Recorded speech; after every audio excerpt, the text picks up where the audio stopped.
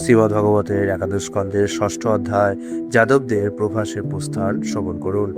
শিল সুখদেব গোস্বামী বললেন, তখন শ্রী ব্রহ্মা তার আপন পুত্রদের নিয়ে দেবতাগণ ও মহান প্রজাপতিদের সাথে দ্বারকা অভিমুখে যাত্রা করলেন। সকল জীবের প্রতি শুভপ্রদায়ী দেবাদেব শিব ও বহু ভূত প্রেতাদি পরিবেষ্টিত হয়ে গিয়েছিলেন। পরম শক্তিমান দেবরাজ ইন্দ্র তখন মরুৎগণ, আদিত্যগণ, বসুদেবগণ, অশ্বিনীগণ, অঙ্গিরাদি বিশ্বদেবগণ, সাধ্যগণ, গন্ধর্বগণ, অপ্সরাগণ, নাগগণ, সিদ্ধগণ, চারণগণ, পূজ্যগণ, মহর্ষিগণ, পিতৃপুরুষগণ এবং বিদ্যাধরগণ ও কিন্নরগণ সমবিহারে ভগবান শ্রীকৃষ্ণের দর্শন লাভের আশায় দ্বারকা নগরীতে উপস্থিত হলেন। পরমেশ্বর ভগবান শ্রীকৃষ্ণ তার দিব্য রূপে সকলকে বিভক্ত করলেন এবং সমগ্র বিশ্ব ব্রহ্মাণ্ডে নিজের যশ ঘোষণা করলেন। শ্রী ভগবানের গৌরবগাথার মহিমা সমগ্র বিশ্ব ব্রহ্মাণ্ডেই কলুষতা হরণ করে নিয়ে থাকে।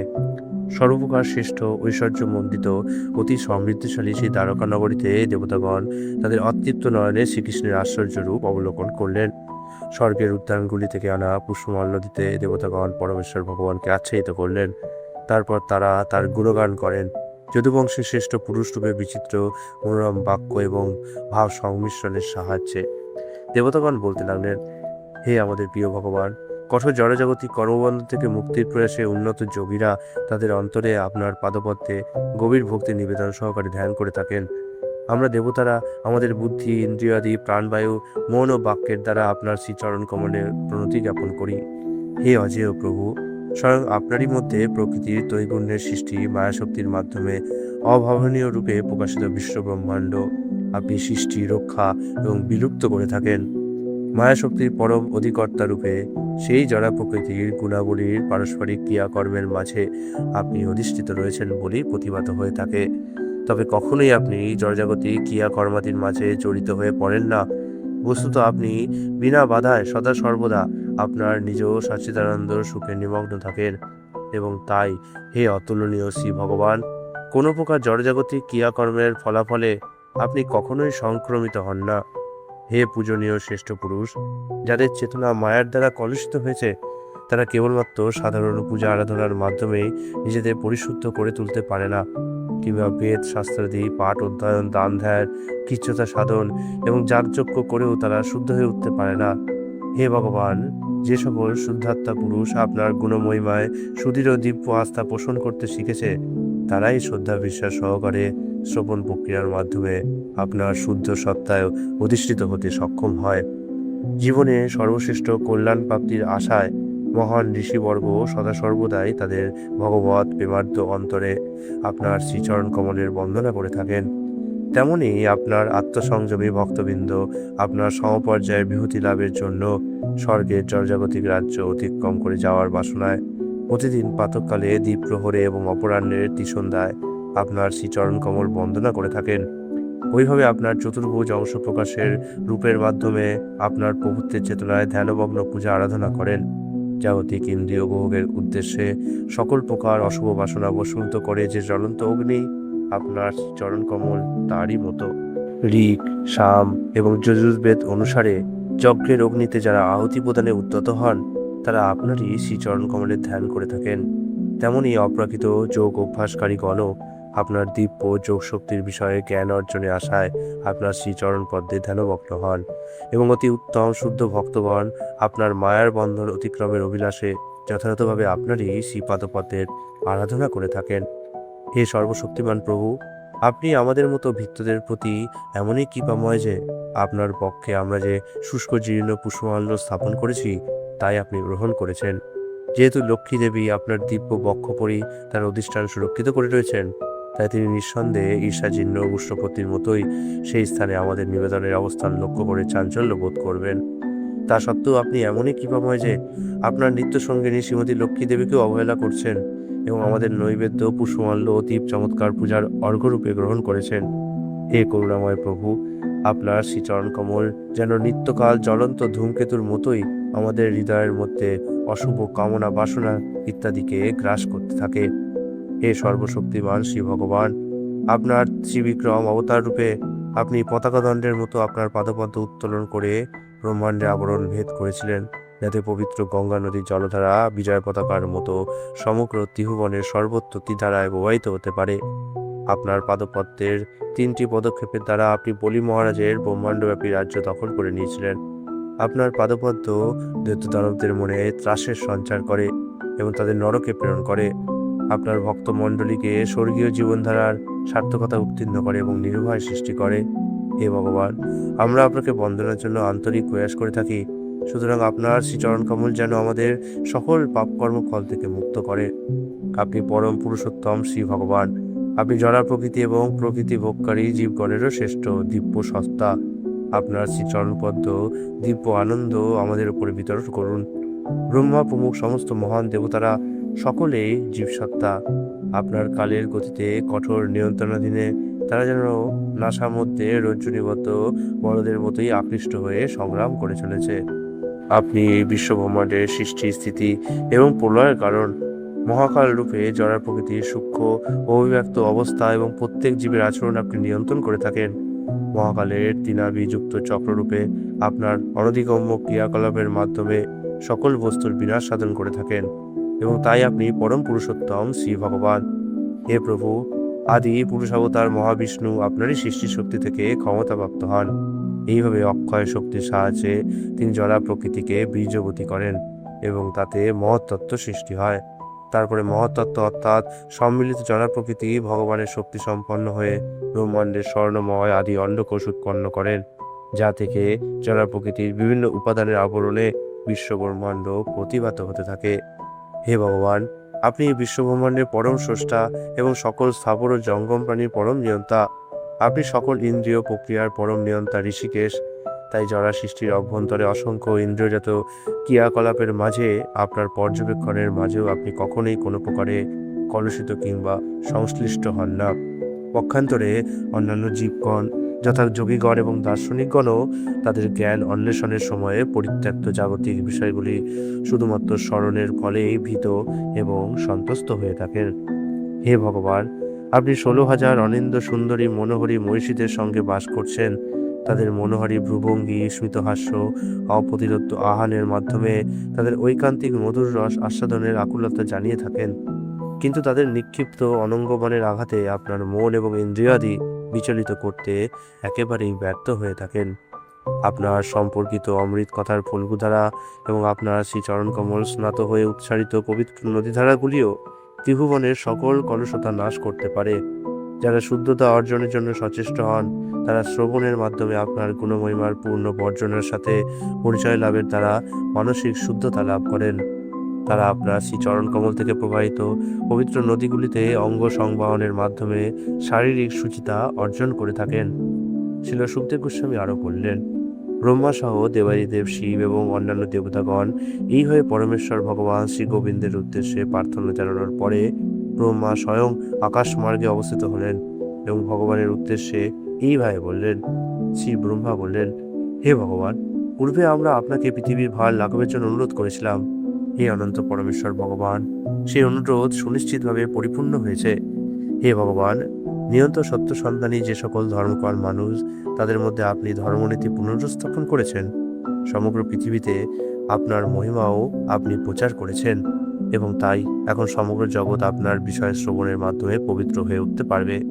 যদুরাজের বংশে অবতরণ করে আপনার অতুলনীয় দিব্যরূপ আপনি প্রকাশ করেন এবং সমগ্র বিশ্ব ব্রহ্মাণ্ডের কল্যাণার্থে আপনি মহিমান্বিত দিব্য ক্রিয়াকলাপ সম্পন্ন করেছিলেন।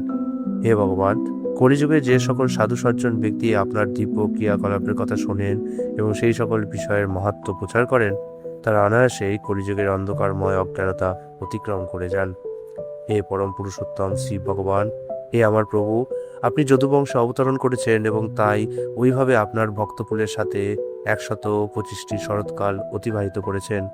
হে ভগবান, এই মুহূর্তে দেবতাদের অনুকূলে আপনার পক্ষে আর কিছুই করবার নেই। আপনি ইতিমধ্যেই ব্রাহ্মণদের অভিশাপে আপনার বংশ বিলুপ্ত করে দিয়েছেন। হে ভগবান, আপনি সব কিছুর মূল তত্ত্ব এবং যদি আপনি তেমন অভিলাষ করেন, কৃপা করে চিৎজগতে আপনার নিজ ধামে এখন আপনি প্রত্যাবর্তন করুন। সেই সঙ্গে আমরা বিনীতভাবে প্রার্থনা করি যেন আপনি সর্বদা আমাদের রক্ষা করেন। আমরা আপনার বিনম্র সেবকবৃন্দ এবং আপনার প্রতিভূস্বরূপ আমরা বিশ্বব্রহ্মাণ্ডের পরিস্থিতি সামাল দিয়ে থাকি। আমাদের গ্রহলোক সমূহ এবং অনুগামীদের নিয়ে আমরা নিত্য আপনার সুরক্ষা প্রার্থনা করে থাকি। পরমেশ্বর ভগবান বললেন, হে দেবগণের নিয়ন্তা ব্রহ্মা, আমি আপনার প্রার্থনা এবং অনুরোধ উপলব্ধ হয়েছি। পৃথিবীর ভার লাঘবের পরে আপনাদের পক্ষে যা কিছু প্রয়োজন ছিল তা সবই আমি সম্পন্ন করেছি। যে যদুবংশে আমি আবির্ভূত হয়েছিলাম সেটাই এমন সকল বিষয়ে, বিশেষত ঐশ্বর্যে, শৌর্যে এবং বীর্যে বিশাল আকার ধারণ করেছিল যে তারা সমগ্র জগৎ আগ্রাসনের অধ্যত্ত প্রকাশ করেছিল। সুতরাং যেভাবে তীরভূমিতে মহাসমুদ্র রুদ্ধ হয়ে থাকে, সেইভাবেই আমি তাদের স্তব্ধ করে দিয়েছি। যদুবংশের অতিশয় উদ্ধত সদস্যদের সংহত না করে যদি আমি এই পৃথিবী পরিত্যাগ করতাম, তাহলে তাদের বাহুল্যে সমগ্র জগৎ ধ্বংস হয়ে যেত। এখন ব্রাহ্মণদের অভিশাপের ফলে আমার বংশের বিনাশ শুরু হয়ে গিয়েছে। হে নিষ্পাপ ব্রহ্মা, যখন এই ধ্বংসলীলা সম্পূর্ণ হয়ে যাবে এবং শিব বৈকুণ্ঠ ধামের অভিমুখে আমি চলে যাব, তখন আমি আপনার আলোয় গিয়ে ক্ষণেকের জন্য সাক্ষাৎ করব। শিল সুখদেব গোস্বামী বললেন, স্বয়ম্ভু ব্রহ্মা এইভাবে বিশ্ব ব্রহ্মাণ্ডের অধিপতি লোকনাথের বক্তব্য শ্রবণের পরে শ্রী ভগবানের শ্রীচরণ কমলে দণ্ডবৎ প্রণিপাত জানালেন। তারপরে সমস্ত দেবতাগণ পরিবৃত হয়ে মহান ব্রহ্মা তার নিজ ধামে প্রত্যাবর্তন করলেন। অতঃপর পরমেশ্বর ভগবান পবিত্র দ্বারকা নগরীর মধ্যে বিপুল উপদ্রব সৃষ্টি হতে দেখলেন। তাই ভগবান যদুবংশের সমবেত বয়োবৃদ্ধ অধিবাসীদের এইভাবে বললেন। পরমেশ্বর ভগবান বললেন, ব্রাহ্মণদের দ্বারা আমাদের রাজবংশ অভিশপ্ত হয়েছে। এই ধরনের অভিশাপ অপ্রতিরোধ্য, তাই আমাদের চতুর্দিকেই বিপুল উপদ্রব উপস্থিত হয়েছে। হে শ্রদ্ধাস্পদ বয়োবৃদ্ধ ব্যক্তিগণ, যদি আমরা বেঁচে থাকতে আগ্রহী থাকি, তাহলে এই জায়গায় আর আমাদের বাস করা উচিত নয়। চলুন আজই আমরা প্রভাস্তিত্বের মতো পূর্ণ পবিত্র ধামে চলে যাই, আর দেরি আমাদের করা উচিত নয়। এক সময় ব্রহ্মার অভিশাপের ফলে চন্দ্রদেব যক্ষারোগে আক্রান্ত হয়েছিলেন, কিন্তু কেবলমাত্র প্রভাস ক্ষেত্রে অবগাহন স্নানের ফলেই তিনি তার পাপ কর্মফল থেকে মুক্তি লাভ করেছিলেন এবং পুনরায় তার বিভিন্ন রূপ লাবণ্য ফিরে পেয়েছিলেন। প্রভাস ক্ষেত্রে স্নান করে সেখানে পিতা পিতৃমহ এবং দেবতাদের উদ্দেশ্যে তর্পণ প্রদানে সুখী হয়ে আরাধ্য ব্রাহ্মণ বর্গকে বিবিধ প্রকার উপাদেয় সুরুচিকর খাদ্য সামগ্রী ভোজনে পরিতৃপ্ত করে এবং তাদেরই দান ধ্যানের যথার্থ যোগ্য ব্যক্তি বিবেচনা করে ঐশ্বর্যমণ্ডিত দান সামগ্রী বিতরণের মাধ্যমে আমরা ওই ধরনের পুণ্যকর্মের ফলে সুনিশ্চিতভাবে এই সকল বিপদকেই অতিক্রম করব। ঠিক যেভাবে যথোপযুক্ত নৌকার সাহায্যে মানুষ মহাসাগর অতিক্রম করে থাকে। শিল সুখদেব গোস্বামী বললেন, হে কুরুনন্দন, এইভাবে পরমেশ্বর ভগবানের আদেশ লাভ করার পরে যাদবেরা পুণ্যতীর্থ প্রভাস ক্ষেত্রে চলে যাওয়ার জন্য মনস্থির করেছিল এবং তাই তাদের রথগুলিতে অশ্ব যোজনা করল। হে প্রিয় রাজন, ভগবান শ্রীকৃষ্ণের নিত্য বিশ্বস্ত অনুগামী ছিলেন শ্রী উদ্ধব। যাদব বর্গের প্রস্থান আসন্ন লক্ষ্য করে তাদের কাছে ভগবানের নির্দেশাদির কথা শ্রবণ করে এবং অশুভ লক্ষণাদি অনুধাবন করে তিনি সঙ্গোপনে পরমেশ্বর ভগবানের নিকটবর্তী হয়েছিলেন। বিশ্ব ব্রহ্মাণ্ডের পরম নিয়ন্তার শ্রীচরণ কমলের নতমস্তকে করজোড়ে প্রণত হয়ে তিনি গীতাঞ্জলি ফুটে তাকে এইভাবে বলেছিলেন। শ্রী উদ্ধব বললেন, হে প্রভু, হে পরমেশ্বর ভগবান, হে দেবাদিদেব, কেবলমাত্র আপনার দিব্য মহিমা শ্রবণ ও কীর্তনের মাধ্যমেই যথার্থ ধর্মভাব জাগ্রত হয়ে থাকে। হে ভগবান, মনে হয় যে এখন আপনার রাজ্য আপনি সংবরণ করে নেবেন এবং সেইভাবেই আপনি অবশেষে এই বিশ্ব ব্রহ্মাণ্ডে আপনার লীলাবিস্তার পরিত্যাগ করবেন। আপনি পরম নিয়ন্তা এবং সকল যৌগিক শক্তির অধিপতি, কিন্তু আপনার রাজবংশের বিরুদ্ধে বামন বর্গের অভিশাপের প্রতিবিধান করতে আপনি সম্পূর্ণ সক্ষম হলেও আপনি তা করছেন না এবং তাই আপনার অন্তর্ধান আসন্ন হয়েছে। হে ভগবান কেশব, হে আমার প্রিয় প্রভু, এক মুহূর্তের জন্য আমি আপনার শ্রীচরণ কমল পরিত্যাগ করে থাকা সহ্য করতে পারি না। আমি প্রার্থনা করি, কৃপা করে আপনি আমাকে আপনার নিজ ধামে নিয়ে চলুন। হে প্রিয় কৃষ্ণ, আপনার লীলা বৈচিত্র্য মানুষের পক্ষে একান্ত শুভপ্রদ এবং শোভনের পক্ষে পরম কল্যাণময় অমৃত।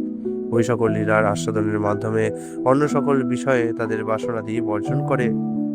হে ভগবান, আপনি পরমাত্মা, তাই আপনি আমাদের পরম প্রিয়। আমরা আপনার ভক্তবৃন্দ, তাই কিভাবে আমরা আপনাকে বর্জন করে কিংবা আপনাকে ছাড়া এক মুহূর্ত বেঁচে থাকতে পারি? যখনই যেভাবে আমরা শয়নে, উপবেশনে, ভ্রমণে, দণ্ডায়মান হয়ে, স্নানে, বিশ্রামে, আহারে কিংবা যে কোনো কাজে মগ্ন থাকি, আমরা সদা সর্বদাই আপনারই সেবায় নিয়োজিত রয়েছি। আপনি যে সকল পুষ্পমাল্য, সুগন্ধি তৈল, বস্ত্রাদি এবং অলঙ্কারাদি ইতিপূর্বে উপভোগ করেছেন, শুধুমাত্র সেইগুলির দ্বারা আমাদের সজ্জিত করে এবং আপনার ভোজনে অবশিষ্টাংশ আহার করে আমরা আপনার দাসেরা সুনিশ্চিতভাবেই আপনার মায়া শক্তিকে জয় করব। যে সকল দিগম্বর সন্ন্যাসীরা পারমাত্মিক অনুশীলনে কঠোর প্রচেষ্টা করেন এবং যারা তাদের বীর্য ঊর্ধ্বগামী করেন, যারা সন্ন্যাস আশ্রমের শান্ত এবং নিষ্পাপ, তারা ব্রহ্মলোক লাভ করে থাকেন। হে যোগীশ্রেষ্ঠ, যদিও আমরা ফলাশ্রয়ী কর্মের পথে বদ্ধজীবের মধ্যে বিচরণ করছি, তবুও জানি আপনার ভক্তমণ্ডলীর সান্নিধ্যে শুধুমাত্র আপনার লীলা কথা শ্রবণের মাধ্যমেই এই জড়জগতের অন্ধকার আমরা উত্তীর্ণ হতে পারব। তাই আমরা সর্বদাই আপনার লীলা কথা ও বিস্ময়কর বাণী শ্রবণ এবং মহিমা প্রচারের মাধ্যমে দিনাতিপাত করে থাকি। আমরা পরম উল্লাসে আপনার প্রেমময় লীলাবিলাস স্মরণ করে থাকি এবং আপনার ভক্তবৃন্দের সাথে তা আলোচনা করে থাকি। হে ভগবান, আপনার সুমধুর লীলা এই জড়জগতেরই সাধারণ মানুষদের কার্যকলাপের মতোই আশ্চর্যভাবে সমান বলে মনে হতে থাকে। শিল সুখদেব গোস্বামী বললেন, হে মহারাজ পরীক্ষিত, এইভাবে শোনার পরে পরমেশ্বর ভগবান শ্রীকৃষ্ণ দেবকী পুত্র তার শুদ্ধ প্রিয় উদ্ধবকে একান্তে উত্তর দিতে লাগলেন। ইতি শ্রীমদ্ভগবতের একাদশ স্কন্ধে যাদবদের প্রভাসে প্রস্থান নামক ষষ্ঠ অধ্যায়ে কৃষ্ণকৃপা শ্রীমূর্তি ছিল অবচরণ অরবিন্দ ভক্তিবেদান্ত স্বামী প্রভুপাদের দীনহীন দাসবৃন্দকৃত অনুবাদ সমাপ্ত হলো। হরে কৃষ্ণ।